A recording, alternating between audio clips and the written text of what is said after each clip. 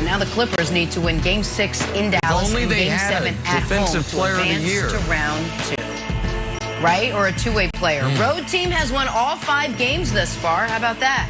We got former Clippers guy, current Clipper, all-around Clippers guy, Chris Broussard here to break down his Clippers. No, Broussard, who do you blame for the loss last night?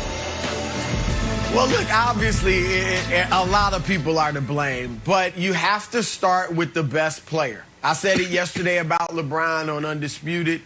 The best player gets most of the credit when they win, and the best player has to get most of the blame when they lose. So that obviously is Kawhi Leonard. 7 for 19 from the floor. He had been tremendous. We all know that, especially in games 3 and 4. He was unstoppable. And yesterday he laid an egg. You're at home. You have a chance to take total control of the series, and you go 7 for 19, 1 of 7 from 3.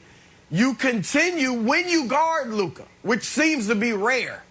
But when you do guard him, you got no answer for him. And in that corner 3, I'm not always jumping on somebody for missing a game-winning shot or potential game-tying shot as that was. But it was just a bad shot. Obviously, it was heavily contested because he pump-faked initially. And then he airballs it.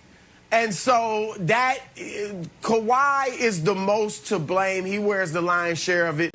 Paul George carried him at times. Obviously, 10 points in the fourth quarter. Looked really good at times. However, he had 2 big turnovers late, in the last 5 minutes. And so he's not blameless either.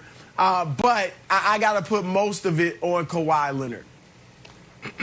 So, yeah, and Kawhi Leonard from the same spot on the court that Paul George hit the side of the backboard. Kawhi Leonard one-upped him and said, I'll just hit none of the backboard or the rim or the net or anything. I'll miss it by 2 feet. So here's the thing. Kawhi had been great. He was good-ish in Game 1. He was spectacular in Games 2, 3, and 4.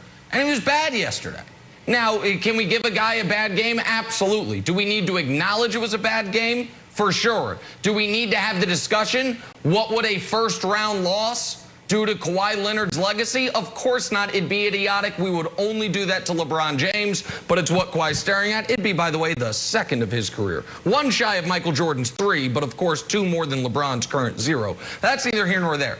So Kawhi gets the lion's share of it, but the other people who do are Lawrence Frank and Michael Winger. And can we show the layup missed? Because what you're going to see is when Luka has a bad turnover late, you'll see Kawhi never go inside the three-point line. But what you'll also see is Terrence Mann get the ball, give it to Paul George. Paul George inexplicably gives it right back to Terrence Mann. Terrence Mann then passes to Nick Batum, missed layup and missed tip in Tim Hardaway. Kawhi's out there on the periphery. So should Kawhi go get the ball? Maybe, yeah. But why do I say Lawrence Frank and Michael Winger? Because they built this roster. And somehow, in the final minute of a 1-point Game 5 playoff game, your best options are Nick Batum and Terrence Mann, 2 of your 5. I've been saying it all postseason. It's not a great roster. You've got a great player in Kawhi. You've got a very good player in Paul George. I thought before the series that would be enough to beat the Mavs, who have one great player and then a bunch of guys. But it's not. Because they can't slow down the great player on the Mavs. He's averaging 35. And in the biggest moment, Kawhi had his worst game. And it's like, oh, but they have playoff Rondo. And it looks like, oh, playoff Rondo, what's he doing? Oh, 6 points, 6 assists per game on 35% shooting. Oh, but they've got Patrick Beverly. No, he doesn't play anymore. Oh, they've got Reggie Jackson. He had a great third quarter last night. Give him credit for that. And so Kawhi's going to wear it, Brandon, because he was bad yesterday. But this is not a championship roster. It's never been a championship roster. And we now have 3 rounds of the playoffs showing us from last year and this year, they've never gotten the roster right. Right. All right. So let's reset the table real quick, because I want everybody that's watching right now to understand this and know that everybody on this panel picked the Clippers to win this series. Nick, you abandoned them early after game 2. Chris, you abandoned them. You said it was over. Wilds, you went out there and you also said, oh, it's over. Look, it's not over. It's definitely not over. For you guys to criticize a Kawhi, Paul George, Reggie, playoff Rondo is taken away from Luka, a guy who's been sensational all series, a guy who's potentially going to be the face of the NBA in a couple years. Luka was magical, Nick. I don't know what you did with this guy in the offseason, raising him and as he was growing up, because you always talk about him being your stepson, your godson, or whatever you call it. But he was sensational. From the second 3 he made, you saw it in his eyes. You know when you just can find the bottom of the bucket, it's going to be there all night. This dude was phenomenal outside of a few minutes where he seemed a little tired.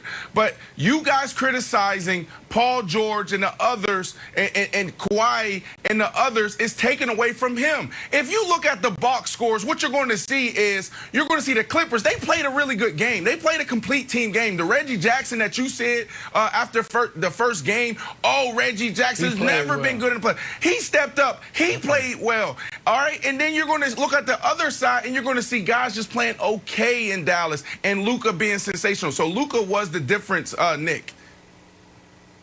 Yeah, but it's Kawhi and Paul George's job to stop him.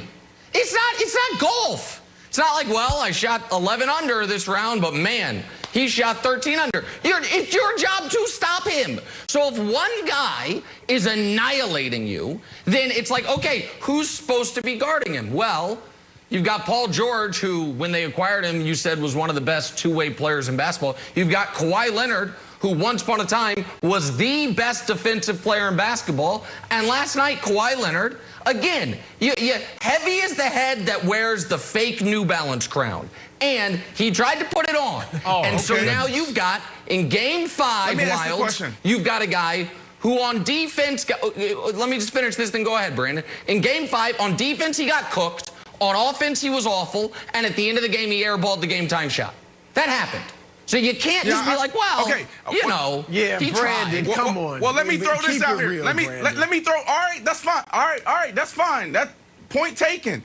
But who stopped Michael Jordan? Who stops LeBron James? Who stops KD? Who stops Steph Curry? That's what we're dealing with. That's my point. It's like you guys are talking about this as if Luka. We're dealing with Michael Jordan now? Yeah, Luka. But guess what? Luka is going to go down as a top 10 player ever.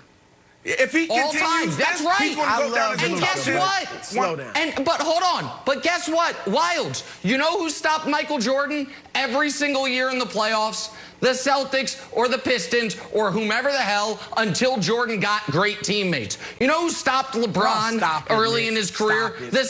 No, hold on. This isn't a shot at Jordan. My point is, Broussard, that when Jordan was on a team with 0 other All-Stars, no matter how great he was in the playoffs, his team lost because the other All-Stars showed up for the opposition. KD got bounced in round 1 early when he didn't have other guys. LeBron, of course, didn't get bounced in round 1. It's the benefit of being the greatest player ever, but still, he wasn't winning titles. He's about to. Wilds. Luka's not supposed to do this. And if he is going to do it, Kawhi's at least supposed to match him. Kawhi is in this prime of his career, 29 years old, trying to win a title after a failure of last year.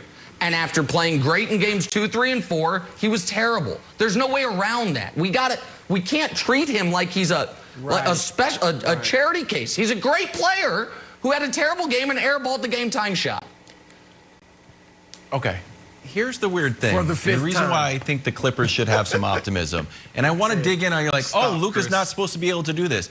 Luka doesn't necessarily have to do this. Remember the guy called the Unicorn? Oh my gosh, what a star. He was at Madison Square Garden. We've never seen a player like this. He's 7'3". Does he keep on growing? He can hit threes. He's supposed to be amazing.